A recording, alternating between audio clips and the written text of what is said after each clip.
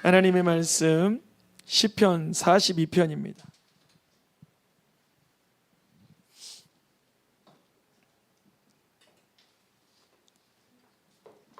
1절에서 2절 두 절의 말씀입니다. 한 절씩 교독하여서 읽겠습니다. 제가 한 절 읽고 성도님들에서 한 절 읽으면 좋겠습니다. 하나님이여, 사슴이 시냇물을 찾기에 갈급한 같이 내 영혼이 주를 찾기에 갈급하니이다. 내 영혼이 하나님 곧 살아계시는 하나님을 갈망하나니 내가 어느 때에 나아가서 하나님의 얼굴을 배울까. 아멘. 표를 읽어보겠습니다. 깨어있으라. 5개월이 지났습니다. 6월 둘째 날인데요, 5개월이 지났어요.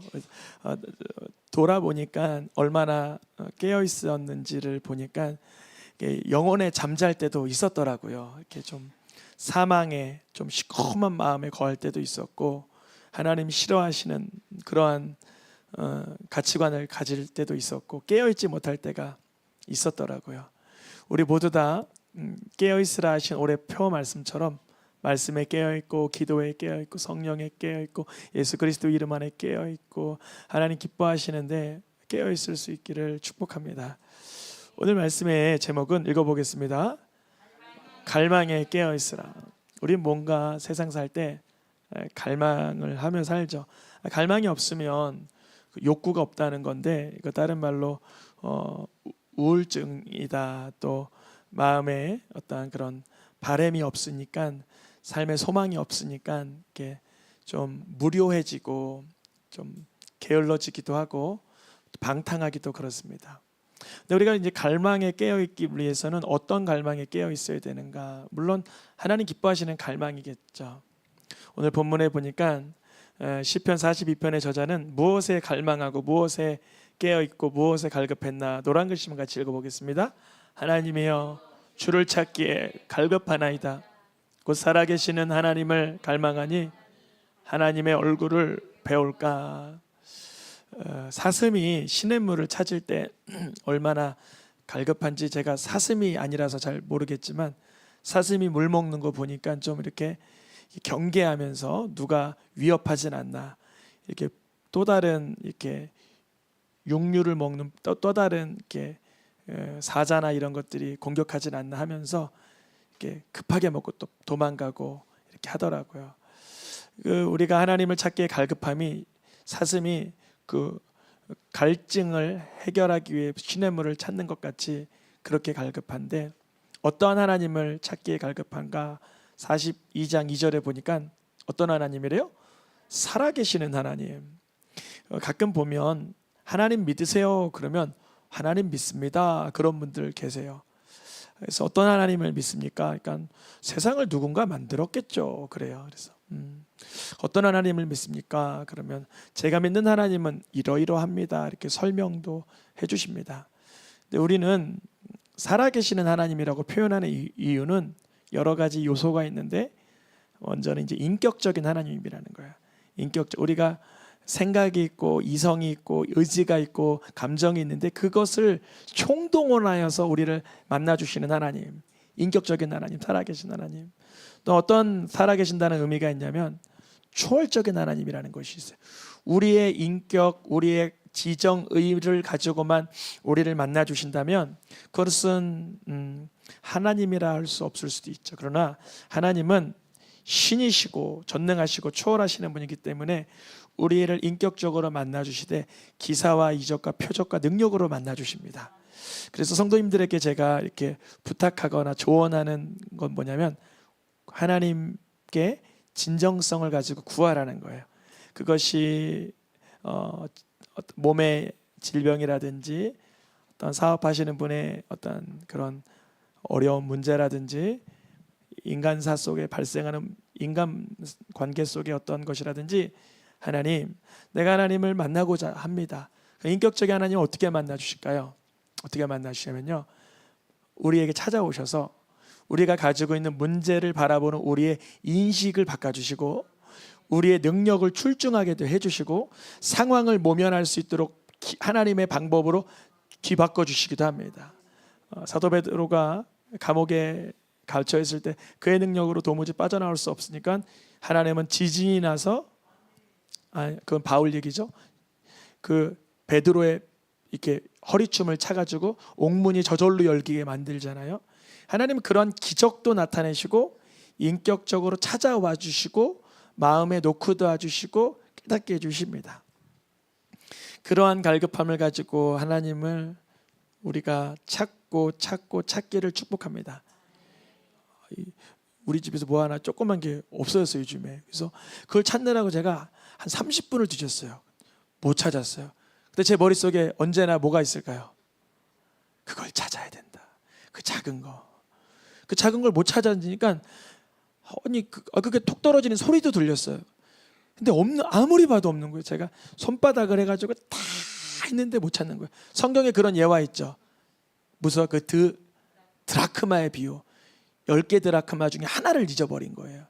이 사람이 이제 시집 갈 때 요거를 챙겨가지고 가려고 했던데 그거 하나 잊어버렸어요. 그거를 찾는데 이제 빗자루를 가지고 다 온 집안을 쓸어서 찾았다니까 얼마나 기뻐요. 우리가 하나님을 만난 기쁨의 간증이 있기를 축복합니다. 하나님을 종교심으로 시작했다간 실제적인 하나님, 살아계신 하나님 반드시 만나야 돼요. 그리고 체험과 역사를 주관하시고 인생을 주관하신 하나님을 만나야 됩니다. 성경에 보니까 시편을 많이 쓴 사람이 누구죠? 다윗이 간혹 하나님을 갈망하기 이전에 세상의 것을 갈망한 적이 한 번 있었어요. 그게 역대상에 자세히 기록되어 있어요. 그걸 좀 살펴보려고 해요. 다윗이 뭘 갈망해요? 읽어보겠습니다. 베들레헴 성문 곁 우물물을 누가 내게 마시게 할꼬. 다윗의 고향이 어디예요? 베들레헴. 여러분 고향하면 기쁜 추억이 있으십니까? 슬픈 추억이 있습니까? 다윗은 고향에 대한 기쁜 추억이 있었어요. 저도 여기 베들레헴을 가보니까 그 당시에 이렇게 이스라엘 사람들과 유대인들과 팔레스타인 사이에 장벽이 높게 한 10m 정도 쌓여 있어서 베들레헴 지역 들어가면 우리의 인적 사항을 오픈해야 돼요. 여권을 보여줘야 되는 거예요. 근데 이 당시에도 다윗이 베들레헴 가서 우물물 먹으려면 먹을 수가 없었어요. 왜냐면 거기 블레셋 군들이 진을 치고 있었거든요. 그래서 다윗이 내가 옛날 어렸을 때 목동으로 일하던 때 베들레헴에서 먹던 물 누가 좀 나를 마시게 할꼬 이렇게 하고 있었어요. 그때 다윗 옆에 누가 있어요? 용사들이 있잖아요. 이 용사들이 다윗 왕이요 걱정 마십시오. 우리가 떠오겠습니다. 그러는 거예요. 단 3사람이 블레셋 사람들의 군대를 뭐하고 돌파하고 뭐 일당백이었나 봐요. 막 누가 감히 막 이렇게 공격을 못했던 것 같아요. 그래서 베들레헴 성문 곁에 우물물을 탁 떠가지고 긴급하게 뛰어왔겠죠. 다윗에게 다윗 왕이여 이게 베들레헴 성문 곁에 있던 우물물입니다. 이것을 그토록 갈망하고 마시고자 했었죠. 그러니까 마시세요. 그러니까 다윗에게 뭐라 그래요? 노란 글씨 읽어보겠습니다. 다윗에게로 왔으나 다윗이 마시기를 기뻐하지 아니하고 그 물을 여호와께 부어드리고 마셨어요? 안 마셨어요? 안 마셨어요. 다윗이 여기서 뭘 깨달은 거냐면 자기가 세상의 것을 갈망하고 결국 그게 쟁취까지 됐어요. 근데 그게 하나님 기뻐하지 않는 것이고 내가 하나님이 아닌 세상 것으로 갈망했다는 자기의 자신을 자책하게 되었다는 거예요.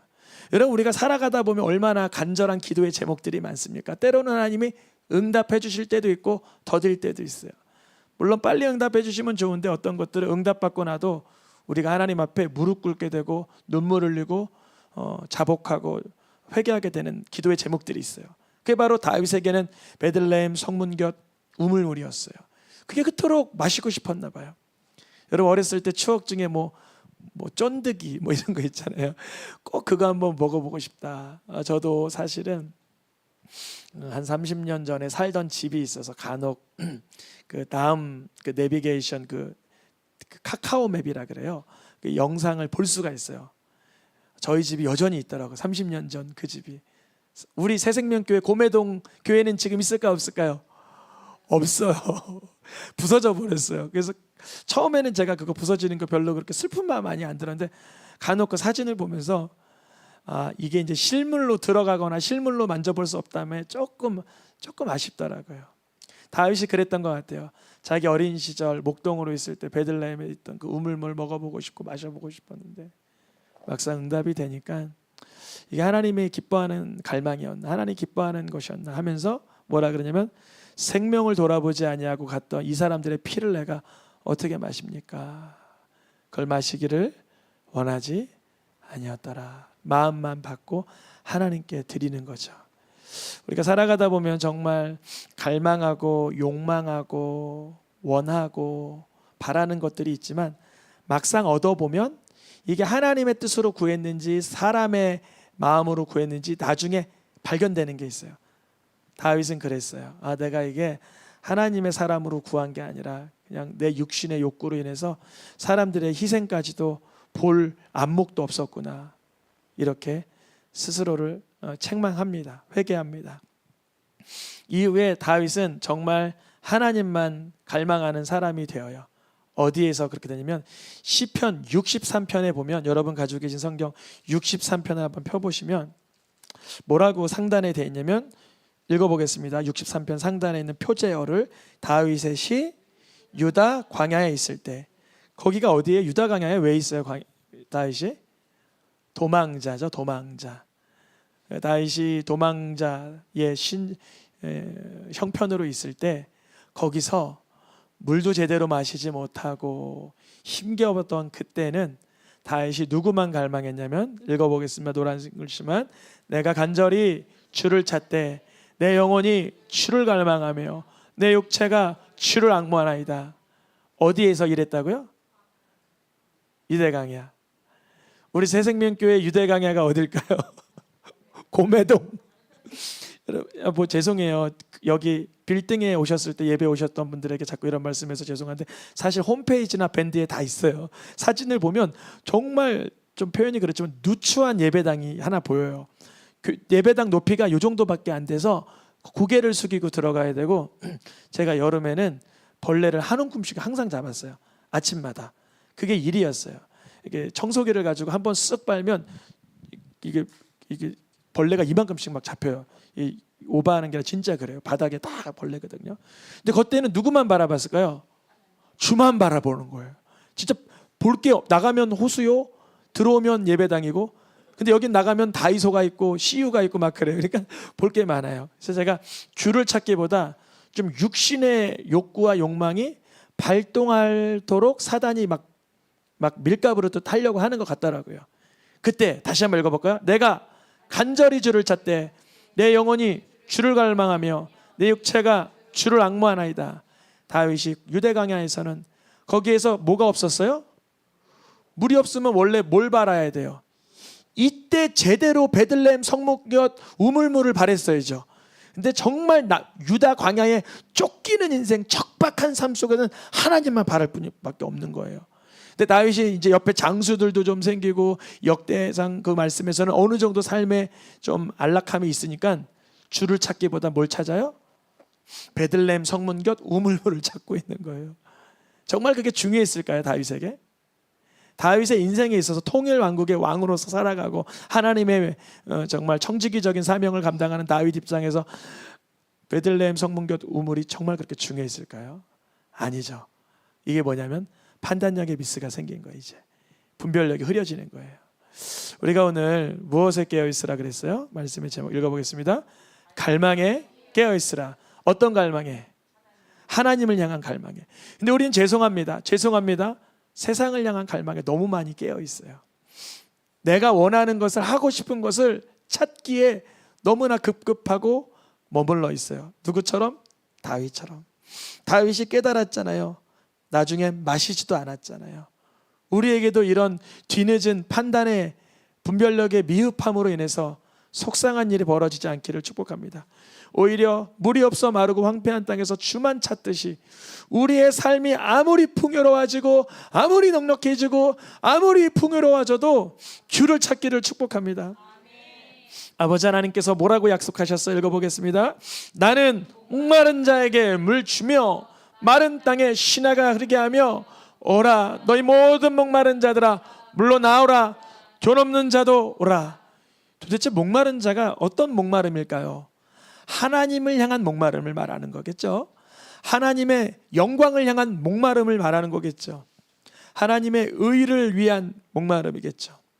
이것을 예수님께서는 분명히 해석해 주셨어요. 읽어보겠습니다.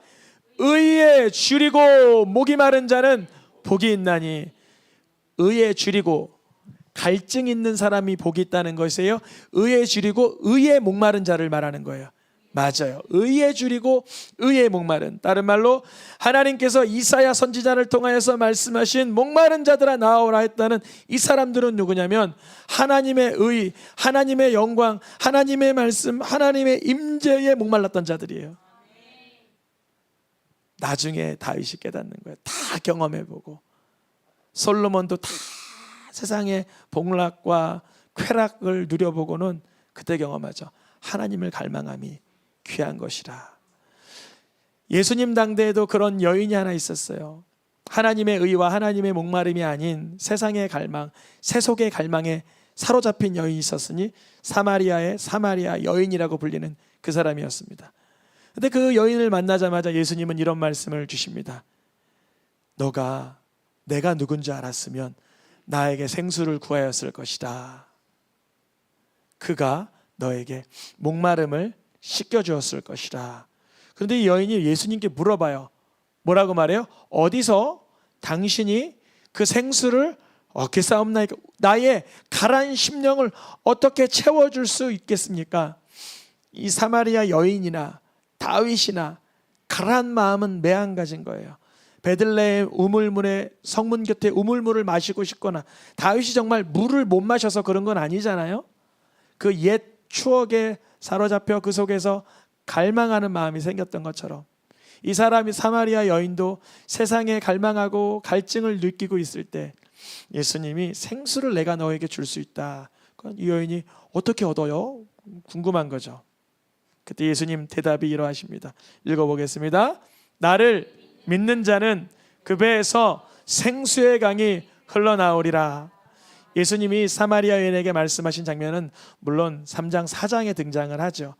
근데 이후에 가서 예수님은 예수님 자신을 표현하기를 나를 믿는 자, 이제 새생명교회 성도님들의 믿음의 역량이 드러날 때예요. 나를 믿는 자를 분석하면 어떻게 믿는 거예요? 예수님을 그리스도로 믿는 거예요. 너무 중요한 표현입니다. 예수님을 섣불리 가서로이 대략 믿는 게 아니라 예수님을 메시아로 믿는 거예요. 메시아라는 것은 누구냐? 구약 성경 39권 전체가 조명하는 그분을 믿는 거예요. 그러니까 예수님을 하나님의 아들 그리스도로 믿는 자에게서는 이제 그 속에 세상에서 갈증을 느끼고 채우지 못했던 영역들이 채워지는 역사가 나타나는 거예요. 우리가 한번 함께 동참해 보겠습니다. 예수님을 그리스도로 믿겠습니다. 한번 같이 해보겠습니다. 예수님을 그리스도로 믿겠습니다. 이것은 무슨 뜻이냐? 예수님이 내 삶에 갈증나고 버겁고 힘겹고 어그러진 모든 부분을 감히 책임질 수 있는 분이라고 믿는 거예요. 이거 결단이죠. 그러나 그렇게 믿는 게 우리 편에서 일이라면 성취는 누가 하세요? 읽어보겠습니다. 이루었도다. 예수님이 다 이루어 주시고 우리가 예수님만 믿는다면 예수님께서 뭘 주세요? 우리에게 생명수 샘멸을 하나님의 의, 하나님의 임재, 하나님의 역사, 하나님의 능력, 하나님의 영광에 목마른 자들에게 주신다는 거예요.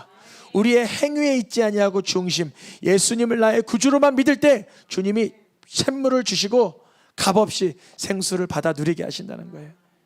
때로는 어려울 수도 있어요. 내가 좀 뭘 해야 되지 않나, 내가 좀 나의 자격이 돼야 되지 않나. 그렇지 않습니다. 자격도 되지 않는 저 같은 자를, 아무것도 하지 못하는 저 같은 자를 예수님만 믿어서 하나님의 뜻대로 인도하시는 걸 보면 우리 누구나 다 예수님만 그리스도로 바라보면 역사해 주실 줄 믿습니다. 우리의 갈망에 깨어있으라. 하나님을 갈망하고 하나님의 은혜, 예수 그리스도의 은혜 안에 깨어있기를 축복합니다. 찬양하며 기도하겠습니다.